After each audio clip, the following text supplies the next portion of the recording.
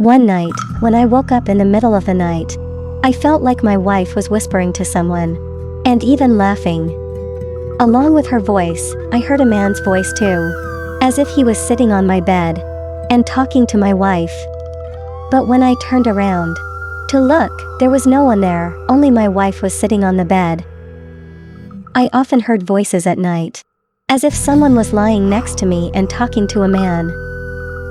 I could hear the man's voice clearly too, but whenever I turned to look, no one was there. This wasn't normal. Hello everyone, welcome to my channel, Hina AK Horror Stories. Today's story is completely true, and it was sent to us by one of our subscribers. His name is Zohaib. He says this is such a horror incident from his life that took everything away from him. It's a deeply horrifying and heartbreaking true story. If you're a very sensitive person, you may leave this video now 0.5s. But if you're mentally strong and want to hear it, then let's move forward with the story. Zohaib says, I was in the final year of university, and I really liked a girl named Ira. We got engaged and were very happy. In our last days of university, we went camping in a forest with our friends. Everything went well there, no paranormal activity happened. We explored the forest, and a week later, we got married. The first week after marriage was beautiful. But after that, Ira started feeling unwell. Whenever I sat near her, she would immediately get up. She seemed irritated all the time and snapped over little things. I had started a job, and when I'd leave for work, everything would be fine, but the moment I returned home, we'd start fighting. She would often complain that when I came near her, she felt a heavy weight on her shoulders, and her head would start pounding. She'd say, I feel like pushing you away when you sit near me. I was deeply worried. It had only been a week since our marriage. How could her love for me fade so quickly? Eventually, we started sleeping on separate beds. She began sleeping on the bed while I slept on the sofa in the same room. Within a month, we had grown so distant that I was always in stress. One night, while I was asleep, I heard voices near my ears, as if two people were whispering close to me. One voice was clearly Ira's, and the other was a heavy male voice. Ira was also laughing. When I heard the man's voice, it sounded like it was coming from my bed, as if someone was sitting right there. I turned quickly, and again, Ira was sitting alone on the bed, smiling. When she saw me, her face turned angry.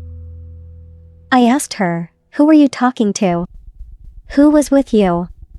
She replied, "You must have had a dream, no one was here. Go to sleep."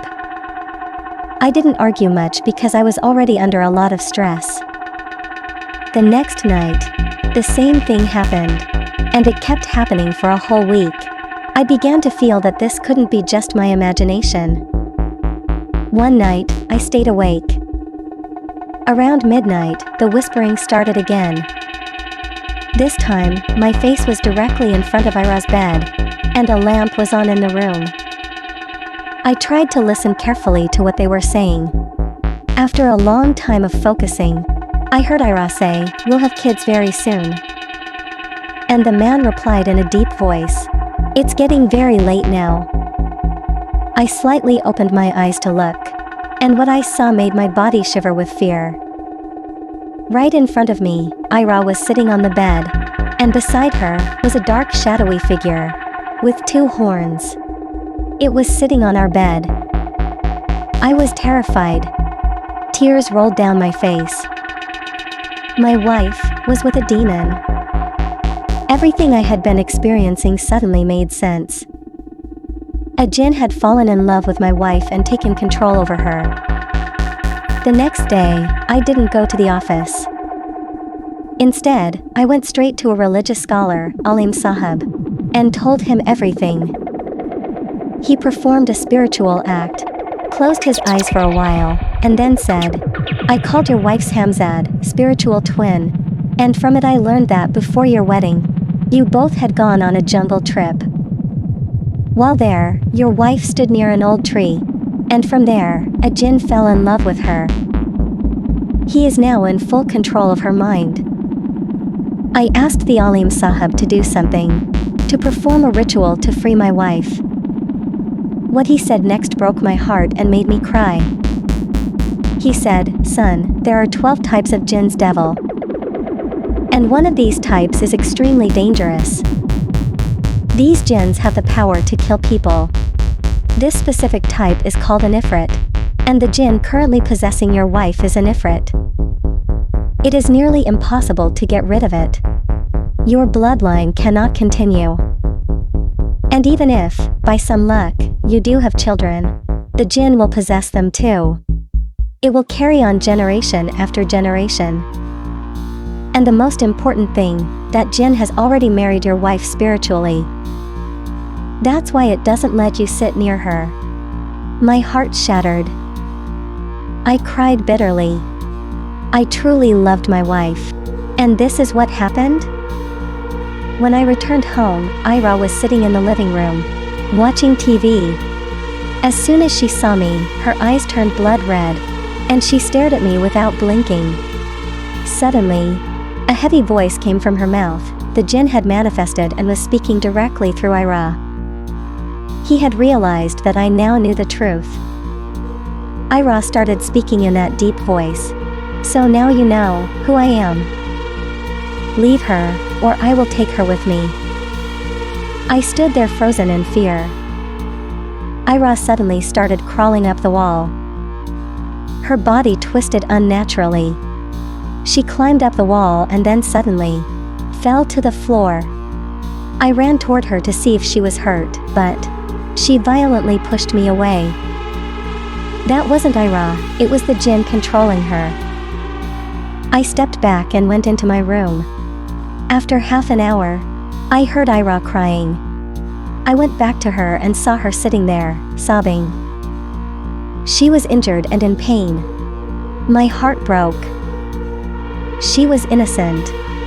She didn't even know what was happening to her. I stood a little away from her, offering comfort from a distance. I didn't want to get too close and risk the jinn hurting her even more. Now, although we lived in the same house, we had become distant. One night, I was asleep when I heard Ira crying loudly. I woke up and asked her from a distance, what happened? She removed her hands from her face, and while crying, suddenly started laughing. Then ran toward the wall and slammed into it. Her head started bleeding. I realized then, the jinn was torturing Ira.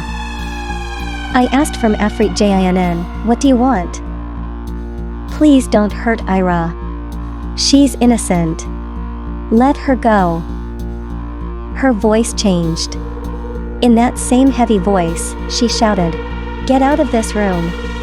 I immediately left the room and sat in the guest room crying my heart out. Ira was wounded inside, and I couldn't even touch her injuries. Morning came, and I still didn't know who I could share this pain with. Ira's parents had passed away. She only had a brother, and he lived in another city because of a job transfer. My parents had also died long ago, and I was living with my uncle and aunt. But after I got married, they moved in with their elder son, and now only Ira and I lived in this house, completely alone. I discussed everything with Ira's brother. He came the very next day. Ira was in the room, but as soon as she heard his voice, she got up. Her brother asked, "Ira, my child, are you okay?" At that moment, everything changed. I couldn't believe what I saw. Ira started crying loudly and said, "Brother, Zohaib tortures me a lot. Please take me away from him." I gestured to her brother to step outside the room.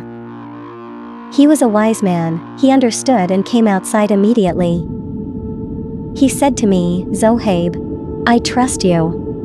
I felt something strange the moment Ira hugged me. Her body was cold, like ice. And her eyes, completely red. This is not normal. He stayed with us for a few days. The next day, I was sitting with Ira when she suddenly growled at me, looked at me with rage, and shoved me hard. I fell 6 feet away. This happened right in front of her brother. Then Ira ran to the kitchen, picked up a knife, and slit her wrist. Her brother and I tried our best to stop her, but the cut had already been made. Blood was flowing, she was crying, and then she fainted.